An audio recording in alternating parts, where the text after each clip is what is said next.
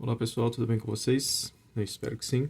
Meu nome é Rafael, sou licenciado e formado em História e eu me senti no dever de gravar esse vídeo. Eu estou aqui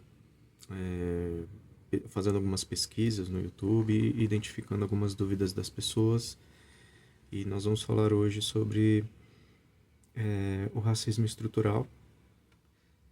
E eu extraí algumas dúvidas de algumas pessoas e também montei aqui um planinho de aula para a gente entender o porquê que nós vivemos hoje nesse racismo estrutural e como isso de fato é algo que existe, né? Que nós não podemos continuar negando. Isso acontece, e nós podemos ver isso, né? E a forma com que nós vemos isso e como isso aconteceu e por que que isso ainda continua acontecendo, nós vamos entender nesse vídeo e eu espero que fique claro, principalmente para aquelas pessoas que continuam negando que isso acontece, né? Eu espero que você entenda, que fique de fácil entendimento, você tentar ser o mais didático possível, e tentar não me prolongar demais em relação a isso e trazer algumas reflexões também. Eu acho que é muito importante. Enfim, bom, nós tivemos um período aqui no Brasil em que pessoas foram escravizadas, isso é óbvio, e algumas coisas que eu vou dizer vai ser óbvio para algumas pessoas, mas para outras não. Então é necessário que a gente discorra sobre o assunto. É, Esse período de pessoas escravizadas durou cerca de 300 anos. A gente não tem como mensurar exatamente o quanto foi esse período, porque pode ser que isso tenha durado mais. Então, pelo menos 300 anos. Então, nós fomos o país que mais trouxe pessoas escravizadas da África e o país que mais perdurou, né, com esse processo. E isso fazia parte de um plano de desenvolvimento que utilizava essa mão de obra com pessoas escravizadas. Então, é importante que a gente tenha em mente o quanto isso foi catastrófico, não só para as pessoas que vieram para cá, mas também para as pessoas que ficaram na África, né? Justamente porque pessoas perderam seus entes queridos e famílias foram desmontadas e essas pessoas que vieram para cá, né, esses afrodiaspóricos, ficaram sem ninguém, né, além de todo o problema que isso causou a essas pessoas. Mas, continuando. É, Isso foi um dos maiores crimes da humanidade, isso é inquestionável, né?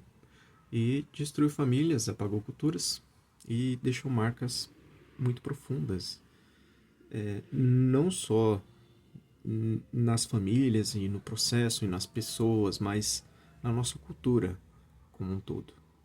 E isso pode ser visto, nós vamos falar sobre isso também. Ah, o tráfico humano não é algo que cessou, ele ainda existe. Nós vemos notícias por aí de pessoas que trazem empresas, né, que trazem pessoas de outros países para serem escravizadas aqui. E também temos, não só aqui, né, mas enfim, vários outros países, mas também temos a questão que é um pouco mais grave, que tem um outro cunho, que é a questão sexual, né? Existe o tráfico sexual de pessoas e isso continua acontecendo. Precisamos ainda continuar lutando contra isso e ainda permanecermos alertas quanto a essas coisas que acontecem e nos indignar quando vemos esse tipo de situação acontecendo, sobretudo com empresas, né, que em teoria deveriam defender os seus trabalhadores e enfim, isso não acontece nessas empresas, né?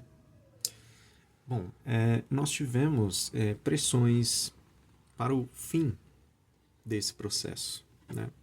E o fim se deu com a Princesa Isabel, como todo mundo sabe, né? Mas o que nós precisamos questionar é por que, que ela tomou essa atitude, por que, que ela teve essa decisão e quais foram os mecanismos de pressão para que isso acontecesse, para que finalmente ela assinasse aquele documento e tornasse isso uma decisão oficial dessa vez. E também nós vamos entender que isso não foi uma decisão nova. Não foi a primeira vez que se falou sobre isso, não foi a primeira vez que se determinou o fim do período, né? E nós vamos entender também sobre isso. Nós tivemos resistência de pessoas negras, movimentos abolicionistas, e esses movimentos eles ficaram muito, muito marcados pelos quilombos e pelas revoltas, que são várias. Eu recomendo você que faça pesquisas sobre tudo que eu estou dizendo, porque senão o meu vídeo vai ficar muito longo. E aqui a intenção é explicar sobre o racismo estrutural e não puramente sobre o que aconteceu antes. Mas eu vou deixar aqui para você alguns temas, então é importante que você pesquise sobre quilombos e as revoltas nesse período, além dos movimentos abolicionistas e figuras abolicionistas que foram parte indispensável de todo esse processo, foram muito importantes. Então é importante que você conheça sobre isso. Bom, os interesses para o fim do período de escravidão foram econômicos, né? Nós estávamos no período do capitalismo, onde havia a industrialização. E a industrialização, o que ela trouxe? Ela trouxe um novo tipo de acúmulo de capital, que era através da venda, fabricação, né, em grande escala, e venda de produtos. E isso era em uma grande escala. Então, as empresas recém-montadas, elas queriam vender para o mundo todo. Do que uma empresa que vende precisa? De consumidores. Então, pessoas escravizadas não consomem, né? Elas não têm salário. Então precisava que essa lógica fosse alterada para que esse investimento, né, essa nova forma de acúmulo de capital fosse viável. Então a Inglaterra começa a fazer esse processo. Para quem não sabe, a Inglaterra na época era o país mais influente do mundo, o que nós conhecemos até o momento da gravação desse vídeo, pelo menos, como sendo os Estados Unidos. Então a Inglaterra meio que dominava o mundo, se é que podemos dizer assim. Então, nós tivemos aqui em 1822, como todos sabem, a independência do Brasil. E para que a Inglaterra reconhecesse a nossa independência, ela propôs um tratado, né, que é o Tratado Anglo-Brasileiro. Para quê? Para que nós cessássemos com a prática da escravatura, né? E isso foi uma condição para que a Inglaterra reconhecesse a nossa independência. E, como todos sabemos, né, isso não foi levado em consideração mesmo com o tratado sendo colocado em prática.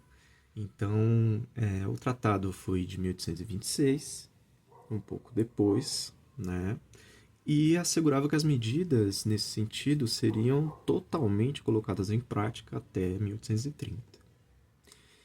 E isso não foi feito. E a Inglaterra começou a pressionar o Brasil sobre isso. Então, no dia 7 de novembro de 31, nós tivemos a Lei Feijó. E a Lei Feijó, ela veio com uma determinação que era o seguinte: todos os africanos que adentrassem aqui no nosso território, a partir do momento que eles saíssem dos navios, eles já eram livres, para mitigar realmente essa questão do tráfico, para que isso não continuasse acontecendo. Então, essas pessoas, em tese, deveriam ser livres, o que também não aconteceu. Então, essa foi uma lei que ela foi criada apenas para satisfazer a expectativa dos ingleses, mas não foi colocada em prática. E ela foi chamada por muito tempo, e é chamada ainda, né, da Lei para Inglês Ver. Então, essa expressão para inglês ver vem dessa lei que foi colocada, e é como se eu fizesse um pacto aqui com você, um acordo, e esse acordo fosse apenas para te deixar feliz, apenas para te enganar, para dizer que eu estou fazendo, que eu farei, prometo para você, mas não cumpro. É só para inglês ver. Então essa expressão vem dessa lei. Bom, com essa lei, o que aconteceu?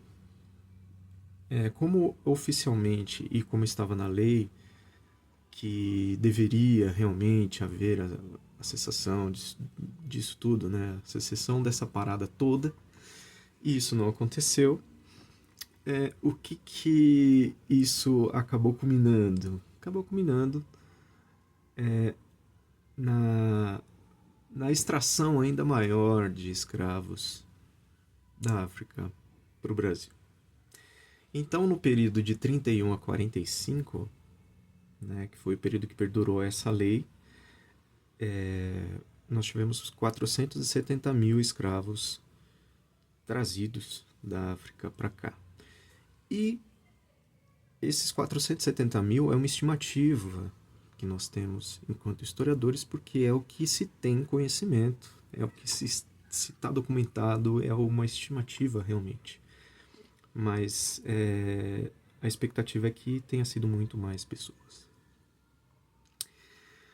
Bom,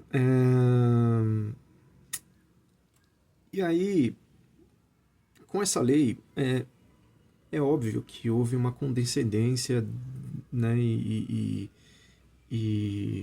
uma colaboração, né, enfim, dessas forças que seriam responsáveis pela fiscalização disso tudo, né? E é óbvio que elas fizeram vista grossa e não levaram em consideração essa lei, porque isso não era interessante para o país, né, para o desenvolvimento do país.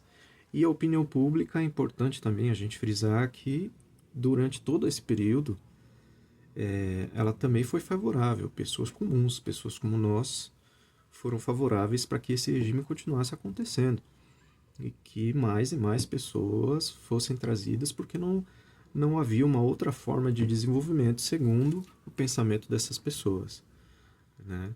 Então, isso continuou, inclusive, com a anuência do Estado e da própria população. Muito bem. Então, em 1845, a Inglaterra falou, não, pera, vocês estão querendo enganar a gente, pô. Né?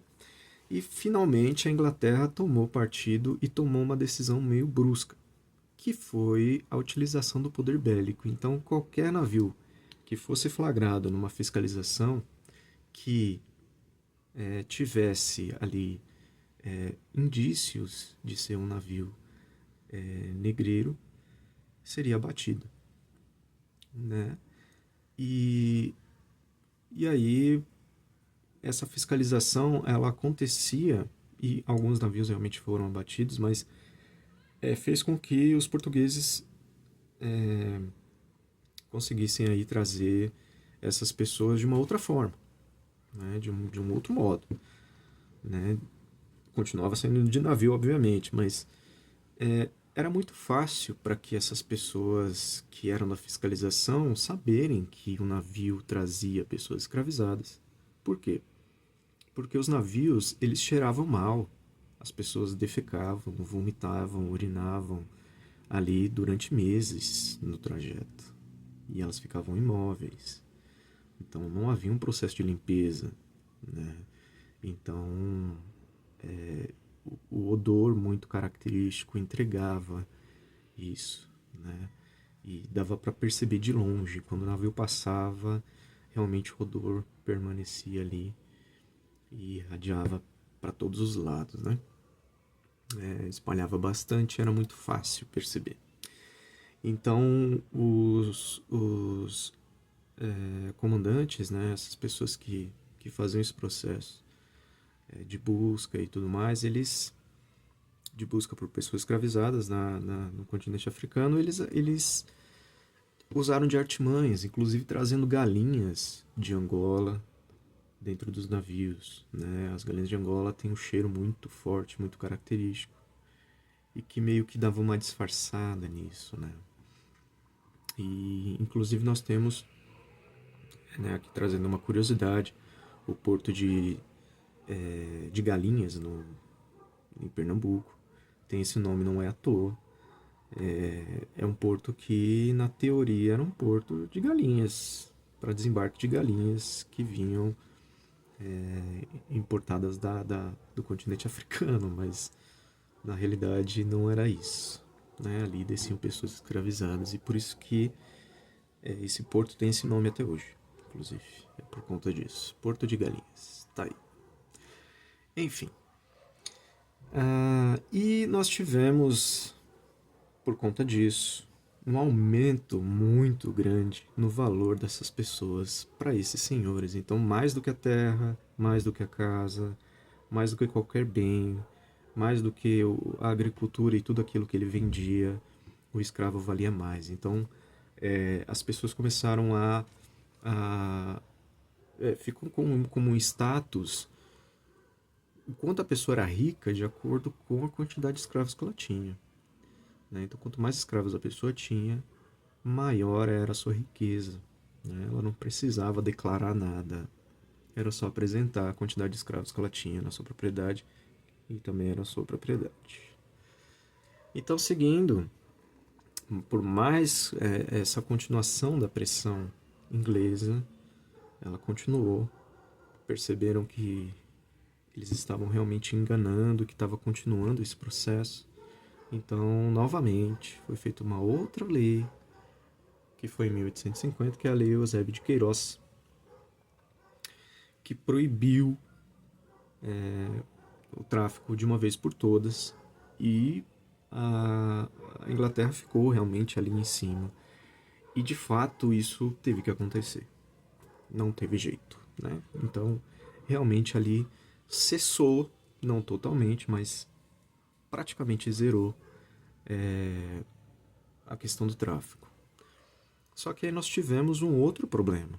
Por quê? Cessou a questão do tráfico, mas essa lei ela fez com que o tráfico parasse de acontecer apenas. As pessoas que estavam aqui, já estavam sendo escravizadas, permaneceram sendo escravizadas.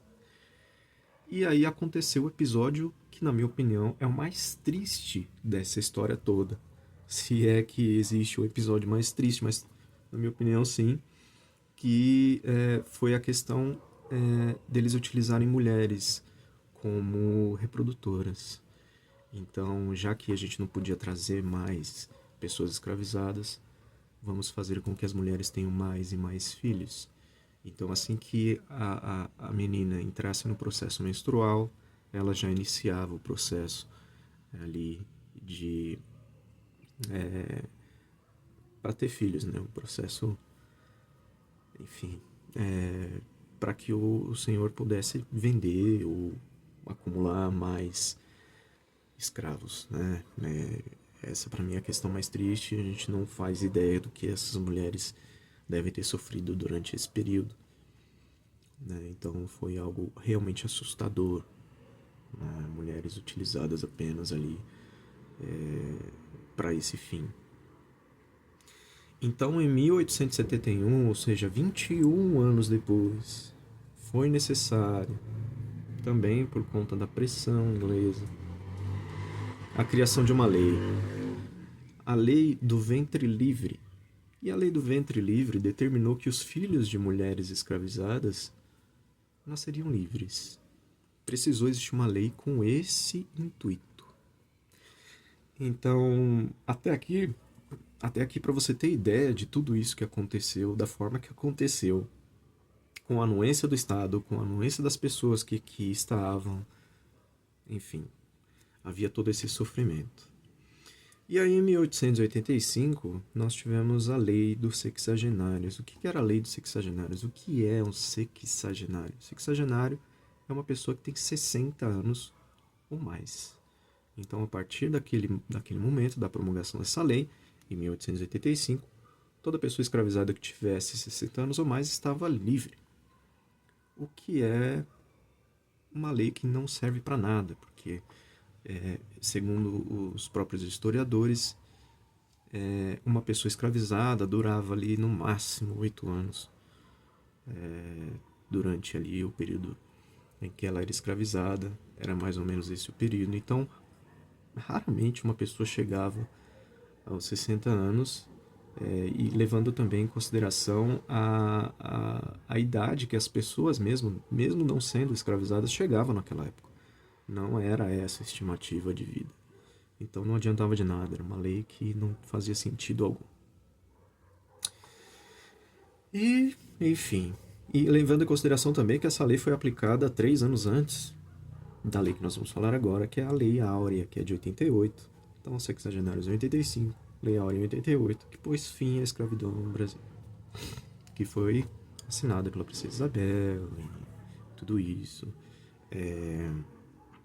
E essa lei ela foi aplicada, mas não necessariamente respeitada. Demorou ainda um pouco mais para que isso fosse realmente adotado pela sociedade como um todo, né? E aí, o fim disso tudo é que a gente teve uma desigualdade absurda. E aí é que começa o nosso processo aqui da explicação do nosso racismo estrutural.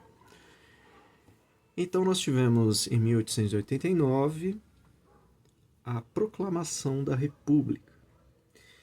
E aí isso explica o porquê em 88 nós fizemos a lei para que cessasse o processo de pessoas escravizadas, para que em 89 nós proclamássemos a República e fosse reconhecido pela Inglaterra, porque se a Inglaterra não reconhecesse, a gente não teria a nossa República.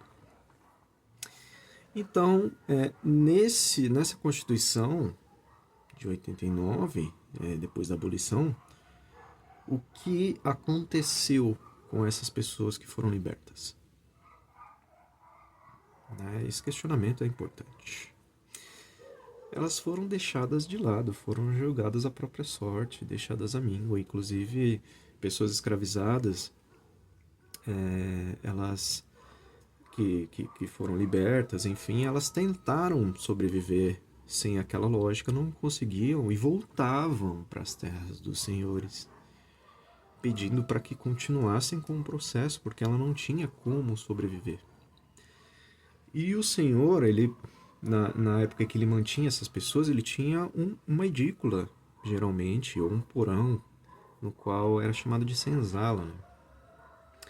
E nessa senzala, essas pessoas viviam acorrentadas ou não, e esse senhor tinha que manter aquelas pessoas vivas, alimentadas, saudáveis, porque um escravo subnutrido e doente não tem valor nenhum. Então ele tinha que fazer esse processo, tinha que manter aquelas pessoas saudáveis para que elas tivessem valor. A partir do momento que entra essa lei, esse senhor ele é obrigado a pagar salário. Então essas pessoas topavam qualquer salário, né? Então já começa por aí. E antes, esse senhor tinha a obrigação de manter essas pessoas na sua propriedade. Também, claro, essas pessoas eram sua propriedade. Mas agora, o que ele tem que fazer? Ele precisa pagar um salário para essa pessoa, para que ela possa ter o mínimo possível para que ela volte no dia seguinte. Então é importante que essa pessoa consiga ter tudo que ela precisa, ter onde morar, ter onde dormir, ter o que comer, ter como chegar no seu trabalho no dia seguinte. Apenas. Vou pagar o mínimo possível apenas para que ela consiga voltar no dia seguinte. Então essas pessoas elas entraram nesse processo, né, e foram jogadas à míngua, né, e tiveram que morar longe, em morros. Isso tem a ver com a formação dos morros no Rio de Janeiro também, mas isso é uma outra história. E essas pessoas não receberam nada, não receberam terras, nem moradia, nem emprego, nem acesso à educação, enfim, não tinham condições de viver ali com o mínimo de dignidade, né?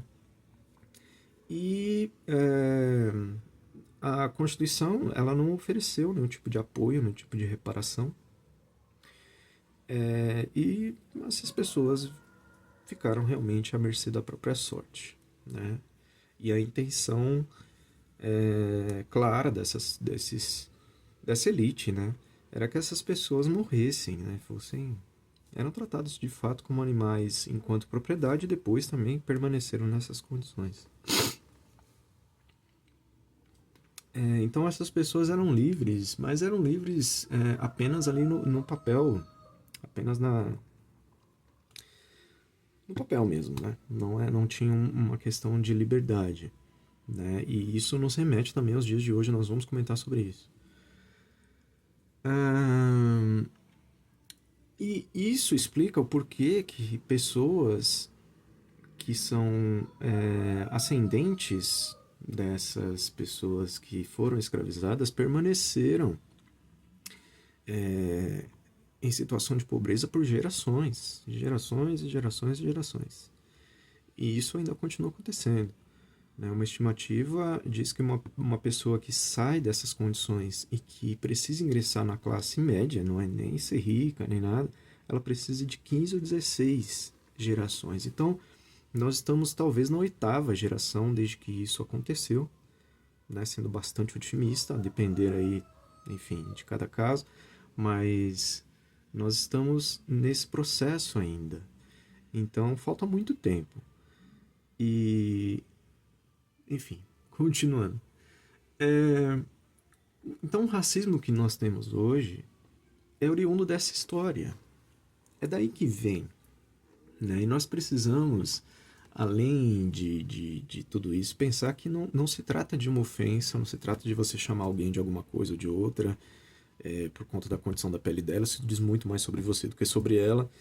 É, mas é preciso que a gente analise e reflita sobre como as pessoas negras elas se situaram nesse processo no pós-abolição e como isso está até hoje.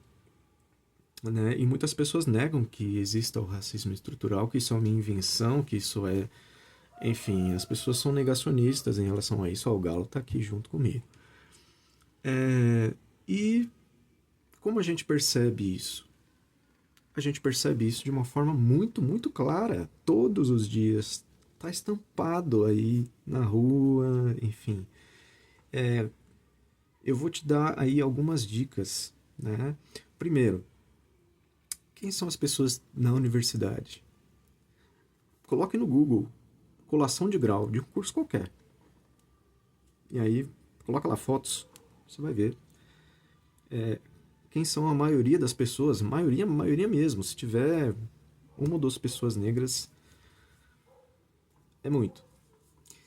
Pessoas que trabalham nas instituições, né, sobretudo as instituições mais ricas, né, bancos, enfim. Você já entrou no banco? Repara quem são os gerentes. Repara quem são os caixas. Né? Se você vê uma pessoa trabalhando que seja negra dentro de um banco, muito provavelmente ele é de uma empresa terceirizada que está fazendo a segurança. Né? Então é muito fácil da gente identificar isso. Quem são as pessoas que têm acesso à educação de qualidade? Né? Nas escolas, principalmente escolas particulares. Vá numa saída de escola particular. Veja quem são, quem está saindo de lá. Vê se você encontra pessoas negras. E se as pessoas negras são a maioria da população, por que elas também não são pelo menos metade dessas pessoas? Fica aí a reflexão. É importante que a gente entenda isso. E aí muitas pessoas vão culpar os negros pelas suas próprias mazelas. Ah não, mas porque o negro é preguiçoso, porque o negro não corre atrás, porque o negro ele se vitimiza. Cara, isso tudo é preconceito da sua parte. Né? Porque ninguém quer ser coadjuvante de ninguém. Já diziam uns caras aí que tem uma letra maravilhosa, né? Que escrevem muito, mas enfim. Então a gente precisa também analisar outras coisas. Quais são as políticas que são aplicadas para essas pessoas? Além, claro, da educação e tudo mais. Mas quais são as pessoas que mais sofrem com o desemprego? Eu não tenho a pele escura, eu não sou negro, obviamente.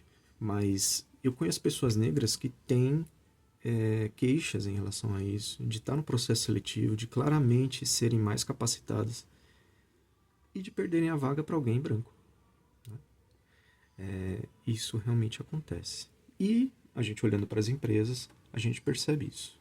Né? E essas oportunidades elas são retiradas dessas pessoas por um racismo estrutural. E aí quando eu digo racismo estrutural, parece que eu estou falando de alguém de fora, que eu estou falando só do empresário, que eu estou falando só, enfim, dos ricos e né? Não, estou falando de nós como sociedade. Por quê? Porque nós somos a maioria dos eleitores, certo? Certo, porque nós somos a maioria das pessoas. Comparado à quantidade de pessoas ricas, nós somos muito mais, porque nós somos a classe trabalhadora, e a classe trabalhadora é muito maior do que a classe dominante. E ainda assim, quando nós vemos o parlamento, quem está nos representando? São pessoas brancas. A gente vai ter um ou outro representante negro, mas é muito, muito, quase insignificante. Né? Então, quem nos elegeu? Fomos nós. Quem colocou eles lá e tal? Fomos nós. Né? Então, quando a gente sai de casa e, enfim, quem mora na periferia, eu sou de São Paulo. Em São Paulo nós temos características na cidade que são muito visíveis. Nós temos características aqui. Se você não veio para São Paulo, talvez você possa aplicar isso em qualquer cidade grande, mas aqui em São Paulo nós temos um cinturão que demarca de fato regiões, né? E aqui nós temos um cinturão que se chama Centro Expandido, que é determinado pela Marginal Tietê, Marginal Pinheiros enfim, Avenida dos Bandeirantes e tal, que faz um cinturão no meio da cidade, né? E ali é onde existe realmente o centro da cidade, mas ele se expandiu até esse ponto.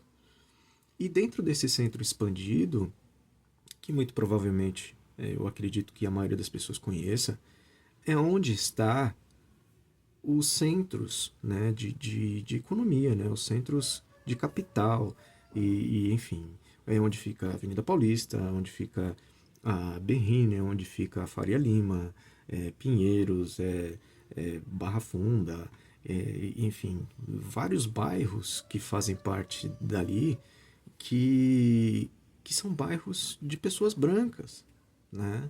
E nós tínhamos ali uma concentração gigantesca de pessoas negras, né? E que elas foram sendo expulsas.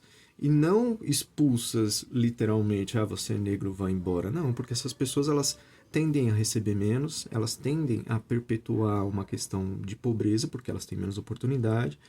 E aí você não consegue bancar um aluguel no centro. Essas pessoas não conseguem, né? E aí essas pessoas são jogadas para fora. É lógico que hoje existe uma questão social também, que basta você ser pobre para você não conseguir morar por ali, né? E isso fica muito claro quando você vai até esse centro expandido. Repara quem são as pessoas. Repara quem está entrando nos condomínios.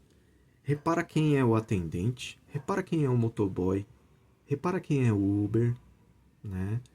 E repara quem está nos carros de luxo, quem está entrando nos grandes centros comerciais, né?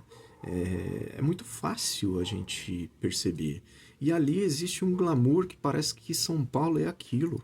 Que São Paulo são prédios maravilhosos, e avenidas arborizadas, e carros de último ano, e aquela coisa toda.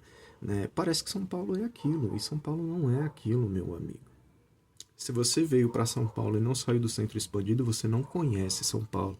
A maior parte da cidade está fora do centro expandido. E ali é que está a maioria da população. E é ali que estão realmente essas pessoas que têm uma vida comum. Né? Então é muito fácil da gente identificar como essas pessoas são expulsas dos grandes centros. E isso acontece desde lá, como a gente acabou de ver. Desses períodos em que essas pessoas não conseguiam morar próximos dos seus trabalhos, porque ali é uma região em que é dominada pelas pessoas que têm mais grana. Né? Então, seguindo, as desigualdades elas não são uma coincidência, né? Como a gente pôde ver. É um projeto. Né? E esse projeto deixou de envolver apenas pessoas que foram libertas, também passou a atribuir isso a pessoas pobres. Então a lógica do capital mudou. Né? Então nós entramos num processo de escravidão moderna, em que eu pago o salário da mesma forma que eles fizeram naquela época, eu pago o salário para você, o seu patrão te paga o salário o mínimo possível para que você possa se alimentar, pagar seu aluguel, dormir e voltar no dia seguinte. Ele tem que garantir isso. Se você não conseguir voltar no dia seguinte, como é que vai ser? Não é verdade? E assim, ele não quer que você seja igual a ele. E é daí que vem a desigualdade.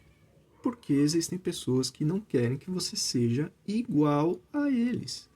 Então nós temos um processo em que essas pessoas que têm mais grana não querem trombar o empregado no aeroporto, não querem trombar o empregado na Disney, não querem trombar o empregado na casa de praia no fim de semana, né? Elas não querem. Porque se todo mundo for igual, quem vai limpar o banheiro delas? Quem é que vai lavar o carro delas? Quem é que vai estacionar o carro delas? Quem é que vai limpar a casa delas? Quem é que vai cuidar dos filhos delas? Né? Então, isso é um processo proposital para que isso continue acontecendo. E aí você tem que se perguntar sempre, né? Se nós, enquanto pessoas menos favorecidas financeiramente, estamos sendo oprimidas o tempo todo, estamos sendo mal pagas, menos reconhecidas e temos que vender, ao invés de produtos como eles, a nossa força de trabalho para que eles possam fabricar produtos, vender e lucrar. E aí nós recebemos cada vez menos. Então, se você é um empregado, você sabe como isso funciona. Você trabalha cada vez mais, e quanto mais tempo você está ali naquele mesmo cargo, mais você trabalha, mais atribuições tem a você e o seu salário continua o mesmo. Se você tem mais trabalho, está tendo mais produtividade, a empresa está tendo mais lucro. E esse lucro não está sendo repassado para você nem em uma parte. Então é interessante que a gente pense sobre isso também.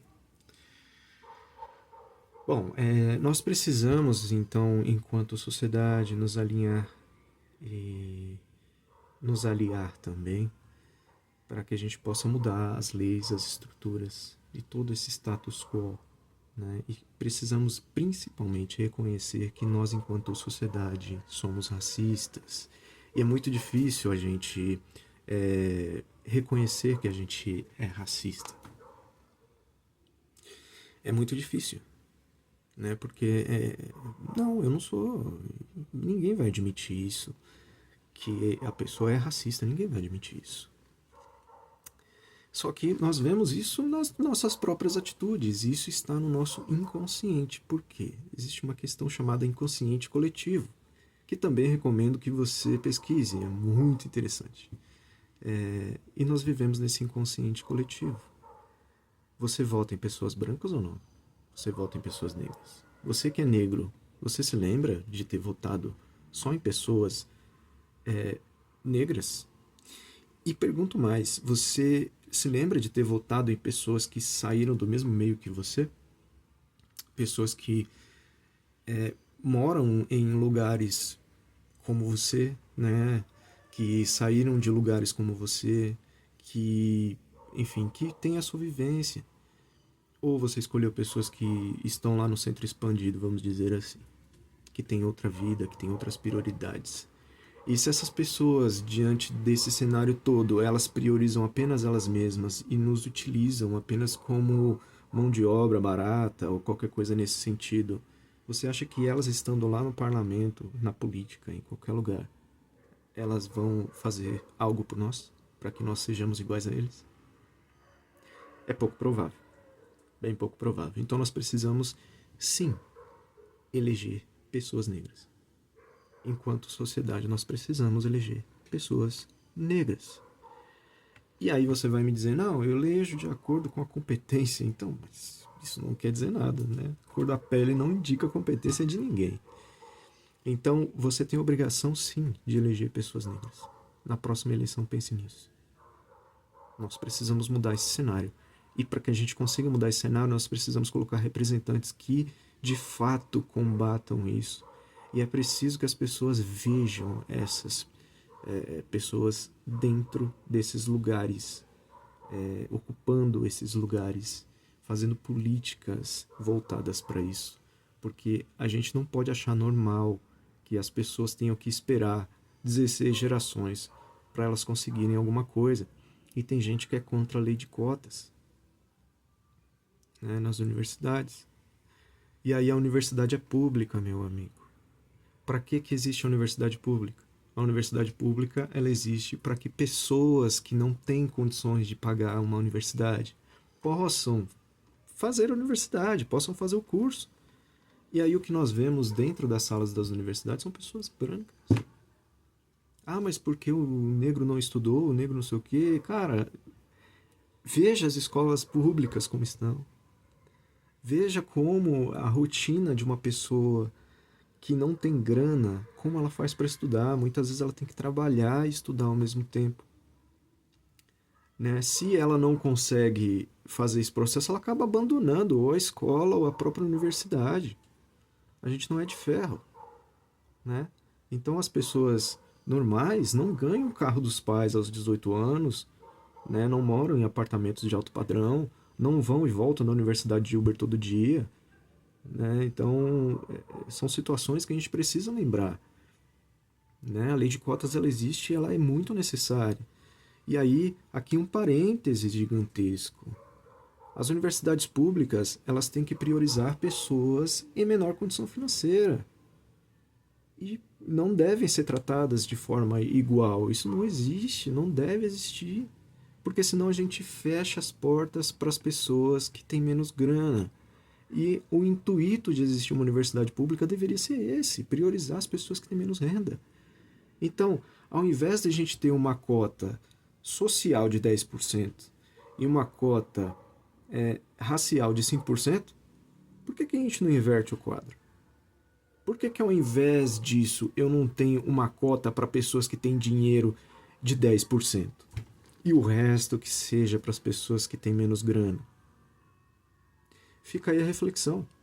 Tem que ser o inverso. As pessoas que têm grana, elas que batalhem, porque elas têm todas as condições para isso. Elas são super favorecidas para isso. Quando as pessoas chegam no vestibular, elas não têm a mesma capacidade. E aí não é uma questão de, é só estudar, mas e as condições para que isso aconteça. Então, é preciso que a gente entenda sobre isso. Que essas pessoas que entram nessas universidades públicas, que por sinal são as melhores do Brasil, elas têm mais condições e elas são brancas e elas vieram do centro expandido. Enquanto isso, nós estamos aqui achando que está tudo bem, que é só a gente se esforçar, que a gente consegue, porque tiveram algumas pessoas que conseguiram. Imagina o esforço dessas pessoas, cara, deve ser absurdo. Então, continuando aqui, para a gente encerrar, nós precisamos combater o racismo, não podemos ser apenas não racistas, nós temos que ser antirracistas. Quando aquele seu amigo fizer uma piada sobre isso, né? E a gente sempre tem um amigo, um parente, enfim, que faz uma piada sobre isso. Cara, corrija-o na hora. Ah, mas aqui eu fico sem jeito. Cara, não é para ficar sem jeito. Você precisa combater isso. Ele vai ficar sem graça e ele vai refletir sobre isso. Pode ser que ele não faça essa brincadeira só com você, pode ser, mas de qualquer forma, não é para essa pessoa achar que isso é normal. Exercer esse tipo de preconceito em 2026 não é normal. A gente não pode normalizar isso. Certo? Então, segue o baile. Bom, eu preciso encerrar aqui com um pensamento e um questionamento. Né? Muito simples, muito tranquilo. E são duas perguntas que eu vou pedir para você refletir, pensar sobre tudo isso que nós conversamos agora. E a primeira pergunta é: o que realmente mudou desde a abolição? Né? O que mudou realmente para a vida das pessoas menos favorecidas? O que de política pública realmente foi feito? E se foi feito, foi suficiente de acordo com os resultados que nós temos hoje? Né? E a segunda pergunta deriva da primeira. Se a primeira é o que mudou, a segunda é o que permanece igual.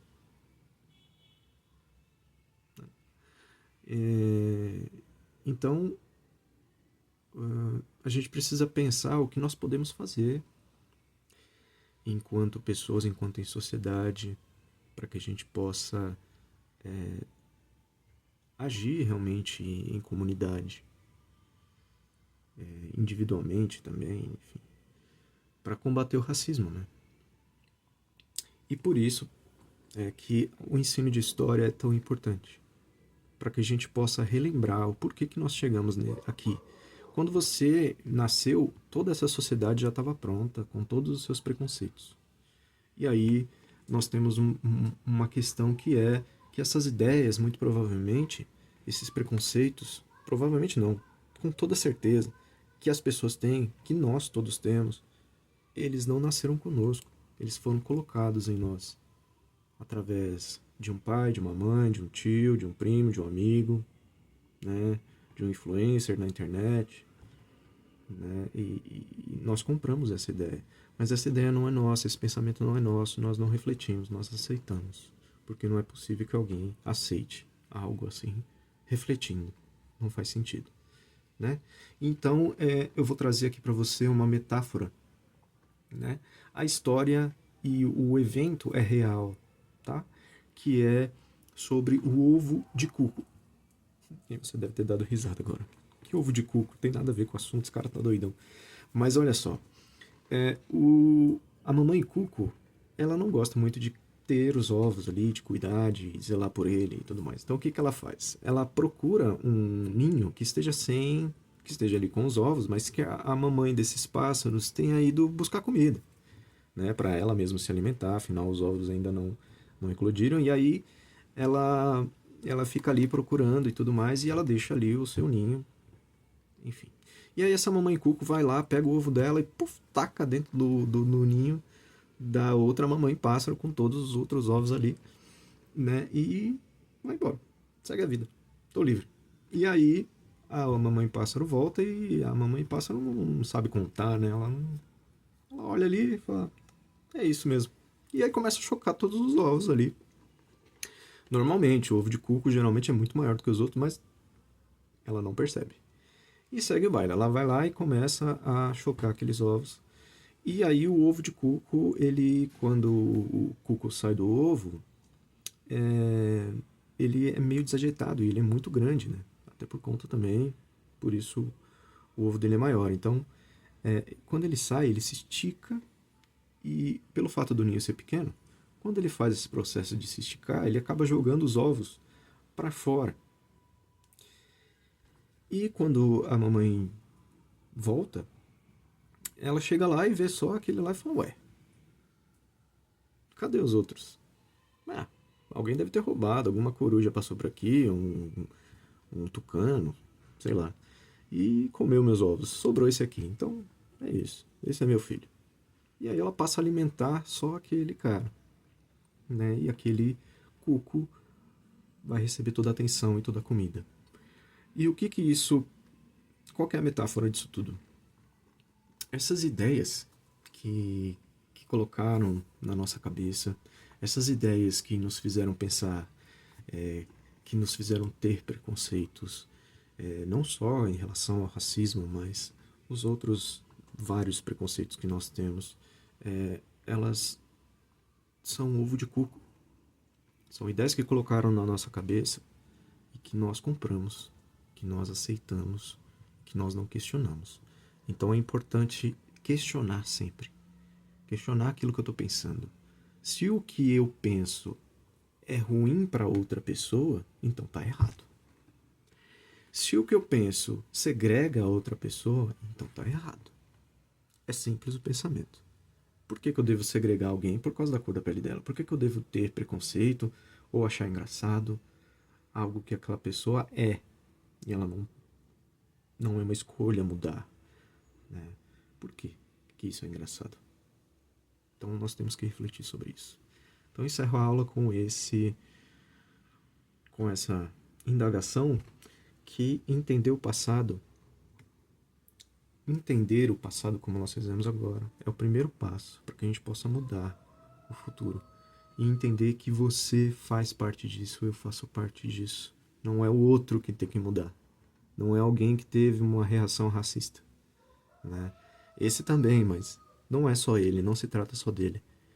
Então, chame essa responsabilidade para você e se alinhe com outras pessoas para que a gente possa vencer de uma vez o racismo estrutural e possa promover, nós temos a obrigação de promover, de contratar, de empurrar para cima essas pessoas negras porque elas estão em desvantagem, uma desvantagem abissal e só quem é sabe. Tenha acessibilidade e empatia e perceba que essas pessoas elas continuam lutando e estão lutando desde o momento da abolição, quando foram jogadas à míngua e esperavam que elas morressem. E elas não morreram. Elas são guerreiras e elas estão aí lutando até hoje. E a sua obrigação é promover essas pessoas. Sim, a sua obrigação é promover essas pessoas. Então ficamos por aqui. Obrigado por você ter assistido. Espero que tenha ficado claro. Aquele abraço e bye.